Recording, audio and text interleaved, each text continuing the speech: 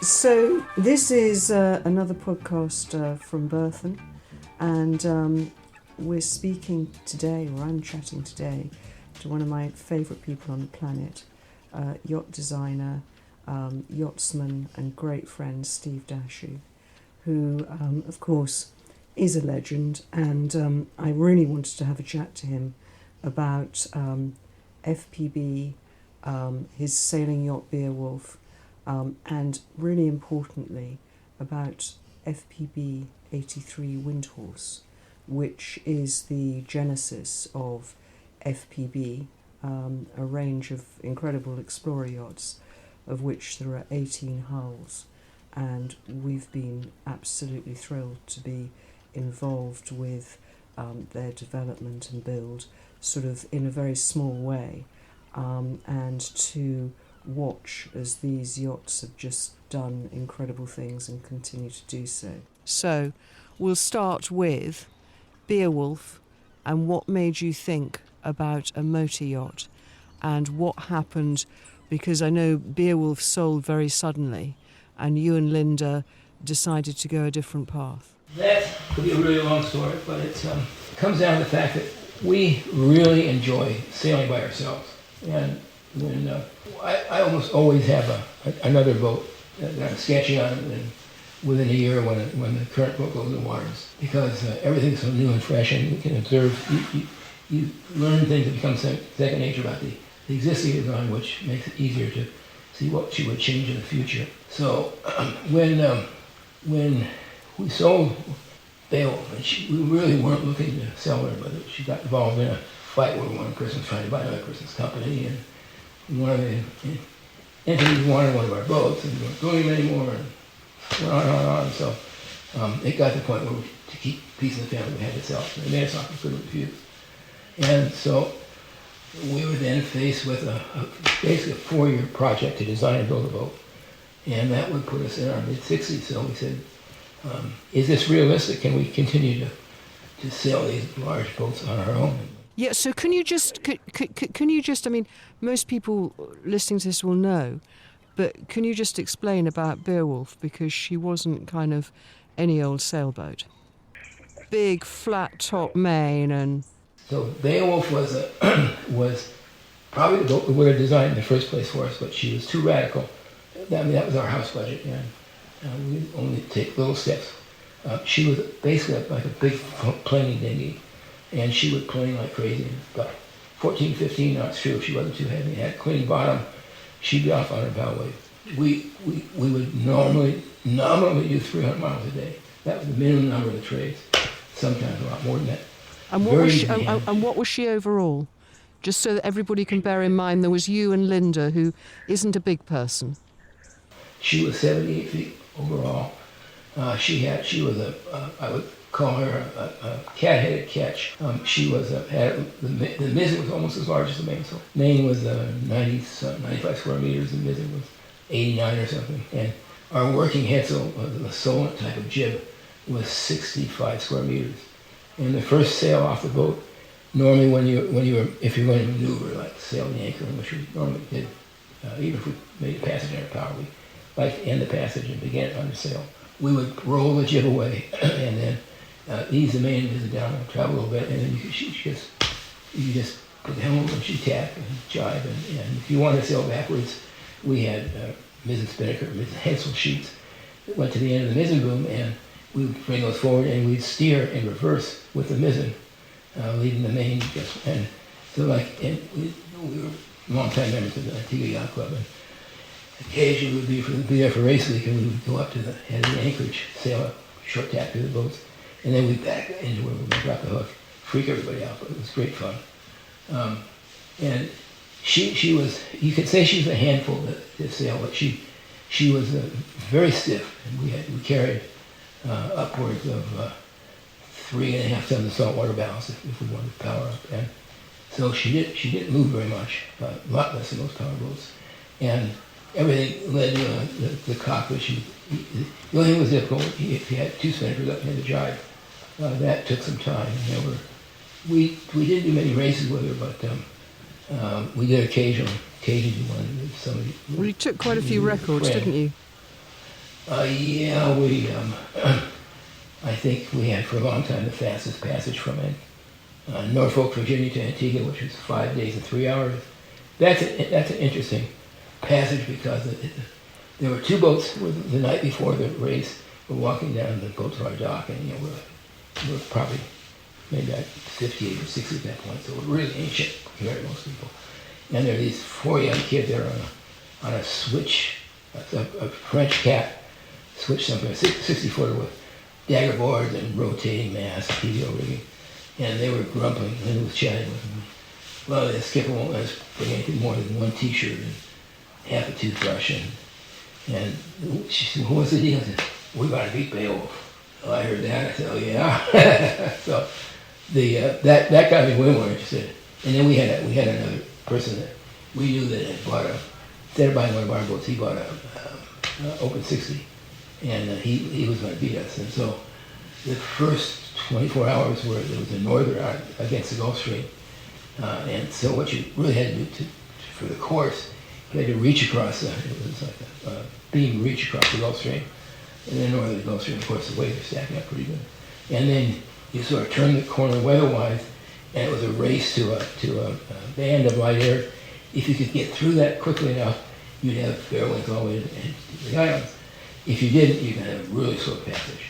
So in the first 24 hours, we put 100 miles on the cat. If they ever had a chance against us, it was power reaching because they had a stability advantage. So in the morning roll call, after everybody get their position, we had to work really hard. Just two of us, and so we turned the corner on the weather. Now we've got the breeze. We're sailing pretty deep, about 140 degrees true, which is just a little bit too deep for a sort of optimum VMG. So we're jibing down again. Yeah, we had to do 18 jives of the mizzen spinnaker and the main spinnaker in a 1 hour period, in a 1 day period, and we were averaging about 3.5 minutes down from optimum speed, and the forward spinnaker was easy. That we had to you just swap the sheets, but on the mizzen spinnaker we had to drop it, get it under around the leech of the mainsail and hoist it back up. That took a while.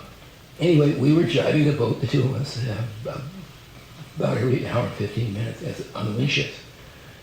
We ended up, we made it down in 5 days and 3 hours, and the switch cat was the second boat, and they were 2.5 days behind us. Fantastic. So that was great fun. So we didn't want to give it up, and there was an adrenaline rush that came with sailing when she was up. It was just almost unlike anything else that I'd ever experienced. It's not only the feeling of the boat going through the water, but it's the feeling of the boat going through the water with the two of us driving. Yeah. If we had crew up, a totally different situation. Then you expect to go for it. And the sails were heavy, and the rigs, everything was big by human standards. But for both her sides, she looked like somebody forgot to put the upper half of the rig on. And most people look at her and think, well, what's with this boat?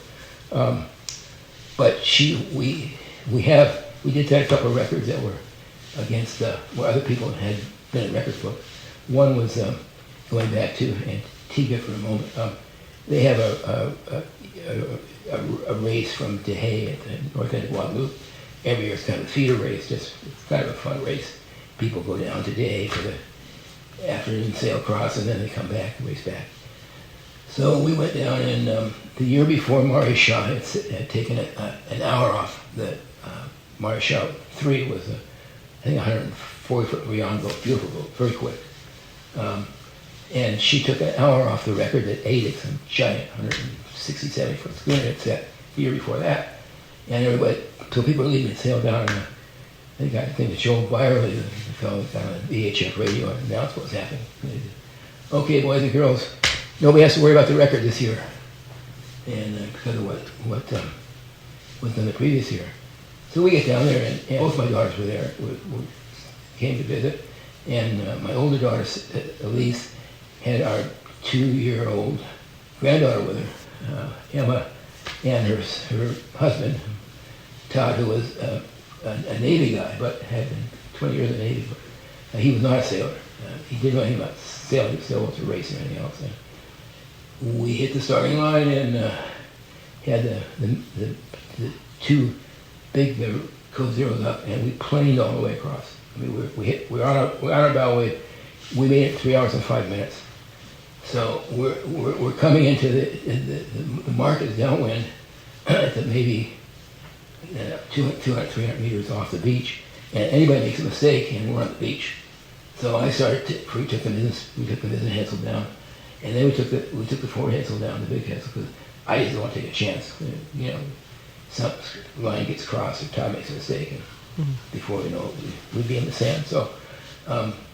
Turns out that the race committee didn't expect me to for another hour. They just barely got there to take our time. So we took an hour off of the Mario Shaw's record. That's great. Now, and to be perfectly honest, the next year we went again, and Mario Shaw came. And we sailed head to head, and she was in 14 knots of breeze, true at our masthead. She was doing 17 knots over the bottom. She was an incredible piece of machinery, but they owed us an hour on handicap. And we raced them for a case of beer. I said, that's not a fair handicap. We'll sell it for 35 minutes. And we beat them on our 35-minute handicap. So we got a case of beer out of it. Fantastic. So BEOWULF is sold. You want to go fast. So we looked our first instinct was build a fast sailboat. And what we do, we felt at this point we knew enough about what made BEOWULF go and what we wanted to do. Well, I thought that if we took the Hundestat controllable pitch prop off, which is very draggy, even when it's feathered, and went to a lifting keel dagger board, and to carbon fiber spar rigging, we could pick up enough performance on the boat that we would hit the 300 mile a day mark in a force or force and a half less breeze, where it took about 16 to 18 knots, depending on true wind angle, to have us average our 300 miles a day. In a current configuration, I think we could get that down to 13 or 14 knots. And what happens in that gap in that improvement in boat speed is the sea state goes down significantly. And it's not a comfort issue. It knocks the boat around, and foils have to work harder.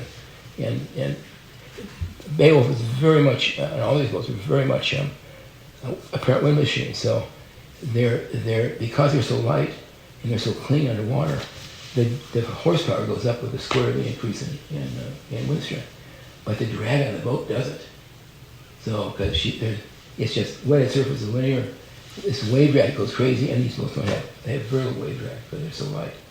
So, but if we could push that speed down another notch, it'd make a huge difference. I mean, we'd be up 360, 370 in conditions we're doing 300. But anyway, but that didn't involve us doing. We thought we had to go to plastic to do, which I wasn't particularly happy about. But we went. They took it as far as having Richard Down Honey at high modulus plastics that they were bought by Gertz or something eventually. And Richard's a good friend. They did a complete structural analysis and weight budget for us, and it gave us the price of material, so we had that under control. And we talked to Ian Franklin, who in those days was considered probably the premier plastic boat builder, certainly in South Dakota, if not everywhere. And we got numbers from him on a plastic boat. And the big issue, of course, is tankage. Plastic, but we had that sorted out. And the lifting keel. It would have been a hell of a sailboat, but the reality was, as good as it was not going to get a lot of mileage with us on board by ourselves. So we also took a look at a high-performance cat, which is a larger version of our last cat from back in the 70s. Just two 70-foot hulls, very simply done, an accommodation pod in the middle, nothing except storage in the hulls, and all watertight bulkhead. It would have been a 2.5 times wind speed boat in any kind of breeze level. But you've got this almost 30-foot wide thing sitting on an end tie somewhere. That was, we weren't going cruising on that. So we didn't really think I grew up thinking powerboats are anathema. They're just, they come into a beautiful, pristine anchorage, they'll anchor downwind of you, or your generator keeps you up all night, and they smoke cigars in the cockpit. Very rude people, generally speaking. That was your impression. Yeah. That was my impression. And from sailing dinghies for years, if you had a crossing situation and this powerboat could speed up and throw a big wake at you, they would always do that. I wasn't really a powerboat fan, but we had several friends that circumnavigated on, and it's one at the time we were going around. And I never understood the concept. It just didn't make any sense to me because of the various safety issues and speed issues. And I mean, our sailboats were faster under power and had better range under power than the trawlers did. But I kept thinking about it, and I didn't really have a plan that I felt comfortable with. It was in the back of my mind. And so we're fast forward to when we were getting ready to have BEOWULF go to her new home. And we'd been on the East Coast with a boat header. We'd done this cruising racing back there, and then we bring it around to the West Coast. So we thought we might go to back to South Pacific, and it was in, I think it was May, relatively early in May, so way early for hurricane season. And we just passed Acapulco. We had a fair breeze, which is nice, and we were sailing.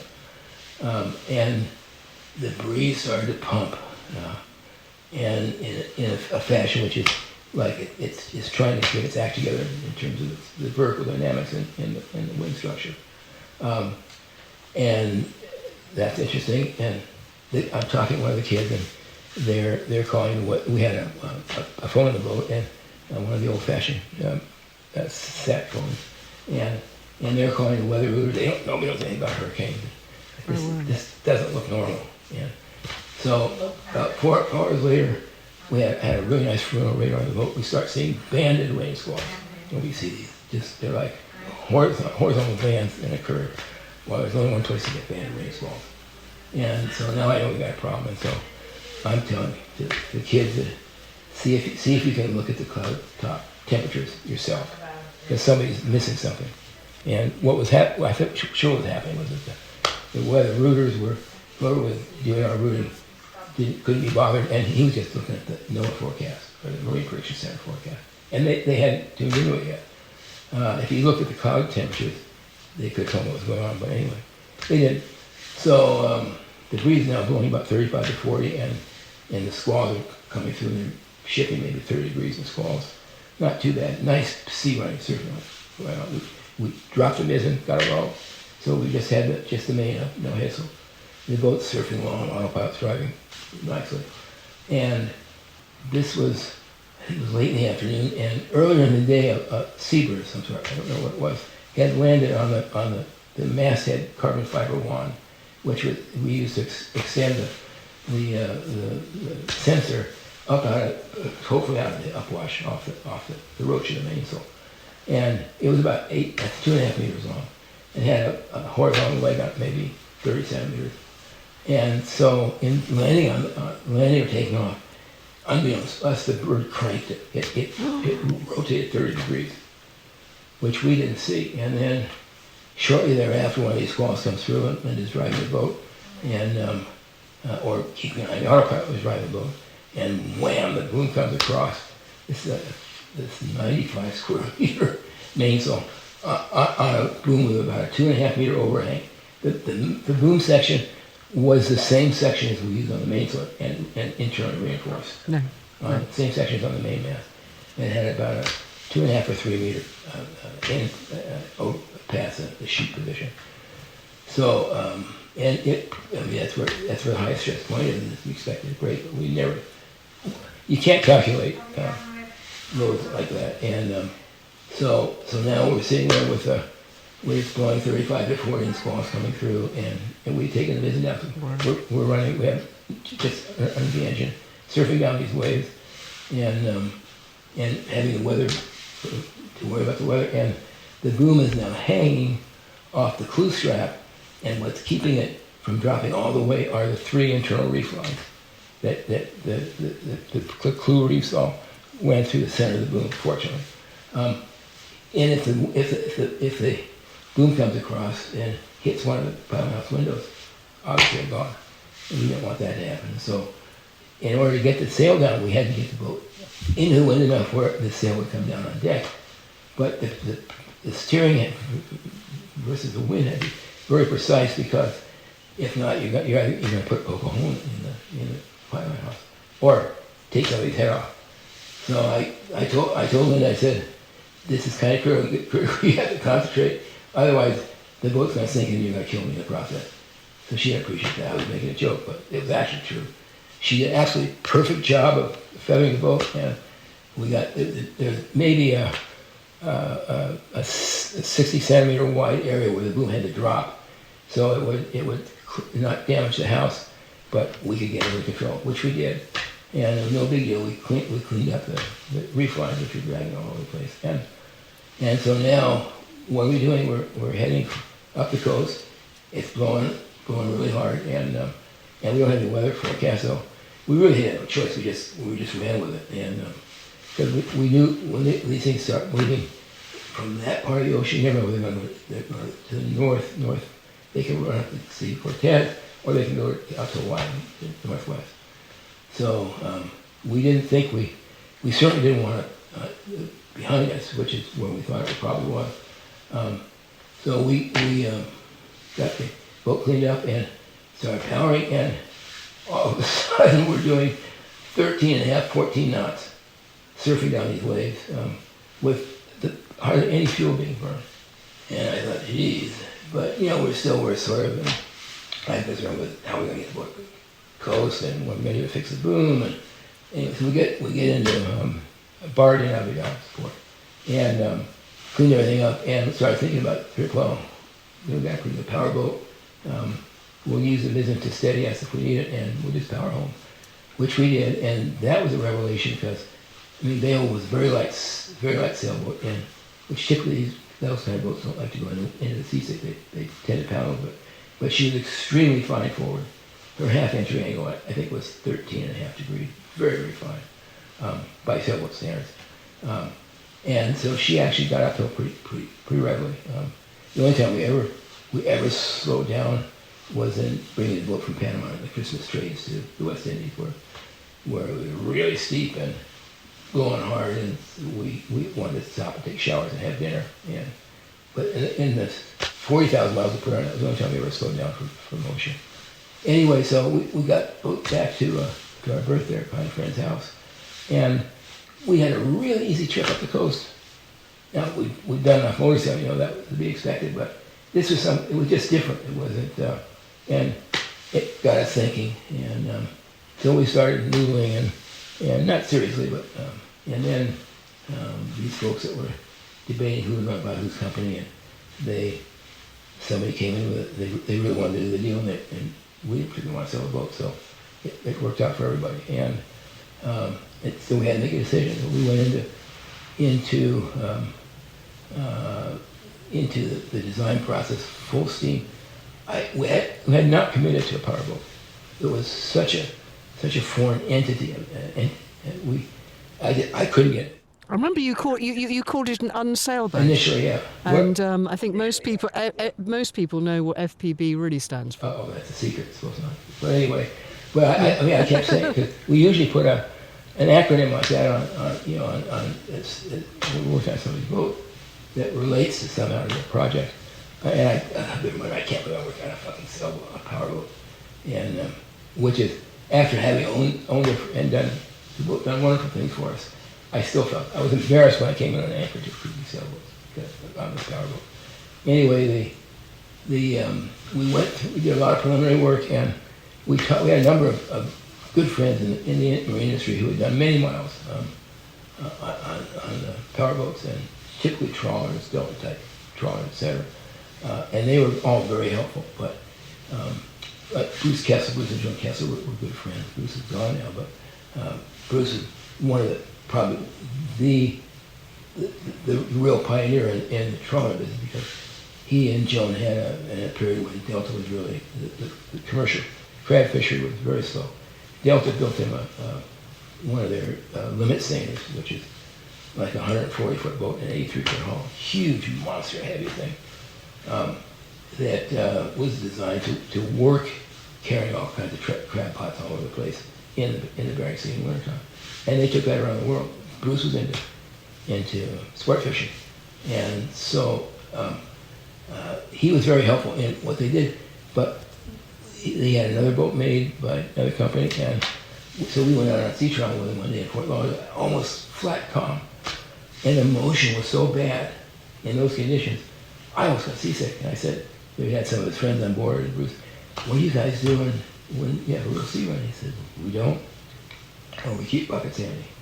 And that was, coming from our perspective, that's what I was really concerned about. And so finally we did enough work to think that we could, although all of my naval architect friends said we were crazy, but we knew from we had lots and lots and lots of powering data on our sailboats, and the kind of hull shapes we had powered very nicely, and they were very efficient. I mean, BEOWULF would power at 10 knots for about 2.7 gallons an hour, US gallons an hour.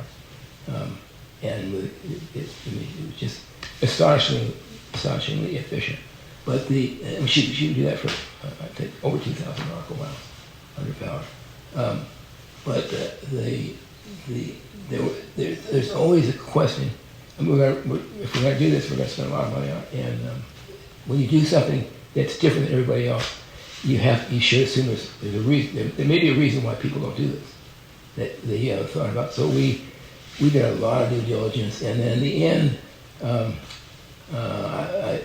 guy Lee Head, who ran the test tank, towing tank in Newfoundland, name which escapes me now, but they at the time they were the tank of choice, and Bruce Farr and other America's Cup and Whitbread, around the world race entities, were using their tank to tow it. So they were used to towing like canoe bodies. And Lee made me, normally what we did was a couple $100,000. He made me a really good deal. It was about 50 grand, and it's a lot of money, but we were buying some insurance. And what I was really after in the tank, when you interpret the data, you have a Reynolds scale number that makes it very, you can't just multiply by some scale factor. You have to allow for the Reynolds numbers, differentiation, and a bunch of other stuff. It's very hard to interpret the data to get accurate information other than comparing it to a known entity. What I was after was what did the wake look like, and what would the bow weight look like. If I saw those, if they agreed with what we thought we would get, then we were going to go for it. So we did the tank work, and they did some simulations for us for sea state, and we did some testing where we looked at what kind of aeration we would get to the rudders and props. And we identified that as a potential problem in heavy going. And so we pulled the trigger, and we did not know until we had put the boat in the water if we made a huge mistake or not. And what was it like, the first trials? Did you get an immediate sense that actually we haven't made a mistake and this is special? Well, what happened was, in doing sailboats, we've been using VPP in sailboats since the 1970s. In fact, BEOWULF 5, BEOWULF 6, our last catamaran, was probably the first boat of any yacht age type that was done on a parametric, computer-driven exercise for design. A good friend of mine, Norm Risa, worked at JPL, and he was the chief engineer on the hypersonic wind tunnels that were being built here in other parts of the world, and on the solar simulators that they built to test satellites there. And in those days, everybody worked on a mainframe that you fed with punch cards. And so Norm had an account where he could run stuff on the weekends, nights and weekends when it wasn't busy. I still have some of that output. So BEOWULF 6 was actually designed on the Caltech mainframe, which is pretty radical. So we came back and we looked at all this data and we thought it can't be wrong. It has to be right. I mean, we know it's a boat. What the motion's like now. The main difference in terms of hull shape, for instance, these long, lean canoe bodies we've been drawing, is we don't need as much stability. So if we take stability out of the boat, then you can refine the bow section, the stern section. And one of the things that we knew from a long history trying to have light cruising sailboats that steered easily, and you could steer down in heavy weather, is that you really needed to have balanced ends. You could not have a fat stern on the boat. If the longitudinal center of buoyancy shifted with the boat heeled, which it does on many designs, that's how you get weather helm. And when you get weather helm because of the LCD moving improperly on the hull shape, there's nothing you can do to get rid of it. No sail configuration to get rid of it permanently. And if you say, well, how can that be true? If you think about most sailboats, you can sail with a jib only or the mainsail only. If it's the center of lift in the rig, strictly versus the center of lift on the hull, that's not going to work that way. But it does work that way. So at least in our boats. So we knew that number one, we could refine the hull shape more than we would able to do because we could get rid of the upright stability requirements. We didn't want it comfort-wise, and we could draw lines that were very balanced with steering, so that if the boat surfed like we thought she would, it would be totally under control. And she did. I mean, when did you know after she was launched that it was okay? Because as you said, you couldn't know until you actually had her. Well, there's a problem. So I knew folding props and feathering props. I knew nothing about fixed props. So we went to theoretically the best prop guys in New Zealand and said, what do you suggest? And they specified a very expensive pair of propellers, 5-bladed with a fancy shape on them, a fancy name, that were like 3 times the cost of normal cheap props and were way off. And in fact, they've been for the last 15 years or so, they've been sitting out around our mailbox to remind me every time I go out. I remember seeing them. I remember going down the drive and seeing these 2 props on the thing as you went through. Yeah, I remember that. Never believe anything a marine propeller guy tells you. Anyway, so I went to them and said, I've been off by 2 or 3. We've always been as close as we could measure speed on our sailboat prediction, right on the money. And there's no way we're going to be off by, we were off by 15%. Now, everybody was very impressed how quiet the boat was and how well she did, etc. I knew we were off on our numbers. Something was wrong. The only thing I could think of was the prop. So no, the props are right. It's your boat that's wrong. Okay, so we got back, and I took my data to Don McPherson, who's probably the world's leading guru for computer analysis of propellers. And his software is used by every boatyard and prop shop in the world. And Don did a quick workup for us, and he said, buy these wheels from Michigan. They were 1/3 the cost, very unfancy. Boom, we hit our numbers exactly. So that made me feel a little bit better. But what we did know the motion was incredible, and we knew we were onto something aesthetically because when you have a boat in the water in Auckland, you've got all these ferry drivers. There are all kinds of commercial traffic going on, and everybody was coming by to look at the boat, ferry guys and commercial fishing guys. And then we took the boat up north to the Bay of Islands, and there was a pretty good norther blowing, and we wanted to test the boat, the first real good steep sea we had.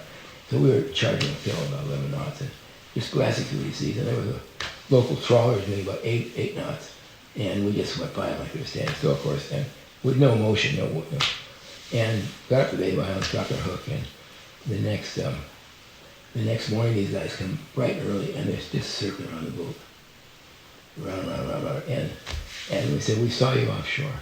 We had to see what this was. They were stunned. So that when the commercial fishing guys started recognizing what we were doing, then we knew. And then we knew she would be easier to sail, but what I didn't realize too is how stressful it was the way we sailed our sailboats. But I enjoyed that, I thought. And so we waited. We didn't have any really good crossing sea states to test the boat in. And we had some blows, but nothing really gnarly.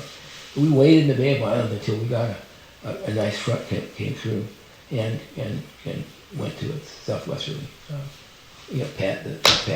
And so we had a crossing, a 90-degree crossing seas. And then we left.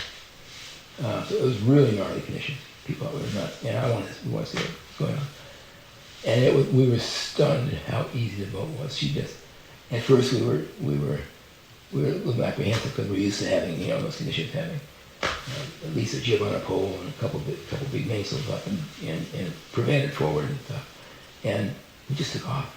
And it was really surprising. And the thing that surprised me the most, stability-wise, was that the stability curves, and we're sort of used to having boats that capsize up and back, which is not the normal powerboats. So we had all that built in the boat, and what we weren't prepared for emotionally, what we were prepared for physically, is that when a boat gets smacked, like in a sailboat, you get the wave hits the spot. Instinctively you duck because the water's gonna come flying over the boat. You get that impact of the big sea slapping wind horse. You have to hold on because what's gonna happen is she's gonna slide sideways. It's with the boat, she slips sideways, which is what, of course, all of our sailboats are designed to do. But she really slipped beautifully. And then, as the wave started to pass, the combination of the boat's recovery, the stabilizers, and the wave, and she snaps back. So Windhorse was the first boat we ever put seatbelts on. And in hindsight, it's crazy not to depend on for the beginning. Okay, so I don't know whether you remember, Steve, that the first time that I met you and Linda was when you guys came into Lymington in the UK to our marina in Windhorse. And it was a grey, miserable UK day. And I'd asked if I could come and have a look at Windhorse. And I got this email back saying, yeah, sure. So I walked down the dock. She was on a hammerhead. And at the end was this big grey boat, checker plate decks, and Windhorse written on the back. And I thought, wow, long, lean. I mean, I think for me, Windhorse is just such a good-looking boat. Anyway, so being British, I knocked on the side of the hull, which is completely pointless if you're trying to get on board an FPB. No response. Jumped on, checker plate decks, and I sort of shouted out, hey, Windhorse, can I come on board? And this voice, which I now know is yours, shouted back, yeah, but you'll need to take your shoes off. And I looked at this bare aluminium boat with these checker plate decks, and I thought, take my shoes off? Really? Anyway, I'm British, so I did. And I stepped below, and then I realised why, and that was the first time we met. Do you remember that? Yeah, I do. I remember the day very clearly. What's really interesting, Sue, is how we came to be there. So it was Christmas of 2007. We sort of had tentative plan to go back to South Pacific, or maybe we're going to go to Alaska. We just really didn't have a firm thing. And we had been down in Mexico and come back up for Christmas. And one of our friends had been talking about Greenland, where they had been the previous year. They were raving about it. And we always kind of thought that would be cool. But like Greenland from Southern California is a hell of a long way out of the way. And we thought. And so we just, we started kind of thinking about the time frame. So San Diego to Ensenada to clear in that's half a day sail, top the tanks off. And then from from Ensenada to Panama is maybe 3,000 miles, roughly, maybe 3,000, hair more. That's 10 days. And we took off. It's a nice surfing part of the trip. Spoke to a couple of military vessels and there's a big Spanish sail training vessel. That was kind of cool, and we talked to them and watched them do their PT and stuff. And 10 days later was a very easy trip. We were in Panama, and so we know the routine there. Been there a bunch of times, and went and had our friend that does the clearance there for us. They took care of it, and so we had a couple of days. We come 10 days downstream. We had a couple of days to wait for the pilot to have a slot for us, and then we had not had a full night's sleep. I mean, because we just passaged down there, and then we had to run around and get the paperwork and all that stuff. And we left the trades. This was again, it was in March, I think. So the Christmas trades would normally be going. They were relaxed for about half a day. So we dropped the line handlers off, on the eastern side, and took off. Didn't even take a shower. Just went because we knew the clock was ticking on the weather. 4 days later, we dropped the hook in the Bahamas, and then we were in the Bahamas which we've never actually cruised the Bahamas because of the draft. Now we've got less than 5.5 feet, so we go anywhere in the Bahamas. And so we spent a couple pleasurable weeks in the Bahamas, and then watching the weather all the time. And then here comes another proper set of conditions. We had about 1,200 miles to go to Nova Scotia. Off we go. And 4 days later, we had some CCA friends that were in. So we said, we'll be in late this afternoon and such and such day, and you guys will have dinner. And said, yeah, so-and-so in town. So that evening, the guys from Canadian Customs were really cool. They drove down to the boat where we were, and not from Halifax, cleared us, and we had dinner that night with our friends. So, we've only a couple weeks ago we left Panama, and the boat was so comfortable at sea, and that speed allowed us to pick the weather and use it. So then you have to go through the way we're getting to Greenland. You go through the Broadmoor Lakes, and you come out on the top, and then you go up the Straits of Belle Isle, all which can be really gnarly. And we had no problems. And then we were in I think St. Mary's is the town, sort of across from Nook on the Newfoundland side, and we waited until we didn't have much experience with big ice, and we saw these icebergs and the iceberg eggs, and it made me nervous. But it turns out if you see 15 or 20 icebergs around the boat on the radar, really? Then that means something. And so, but we didn't know that, so we go along, go across to Greenland, and we done all this studying. Talked to all these friends of ours that been up there and talked to the experts, and nobody ever mentioned the word fog, which is very common, which we didn't realize. And so, I don't like fog, and we coming along, and it's like a wall, boom, about 30 miles off the coast. So we called the Danish have a weather service at the east end of Prince Christian Sound or channels, and then we called them up on the radio, on the telephone. And what's with this fog? The guy said, "What do you mean what's with the fog? We have fog all the time." So anyway, it was 7/8 ice closure. It was a little bit early to go to the Prince Christian Channel. So we headed north to Nook, a little bit north of Nook, and checked into Nook, and then and spent 4 or 5 days getting used to it, and debated whether we should buy a polar bear rug or not, which unfortunately we didn't buy. Anyway, so we went up to largest tidewater glacier. It's in the northern hemisphere, and that's the big mama who sends all the ice down to the North Atlantic. And we were in and out of fog, and it. What was interesting is that we've got a boat that's got a double bottom in it and 5 watertight sections, and the bow is extra heavily reinforced for hitting things. But you don't have to hit a very big piece, a pretty small piece of ice will tell you that you really don't want to hit this stuff. Even a little thing that barely has anything in the sticking out of the water makes a hell of a racket, and will do a lot of damage to your stabilizer fins.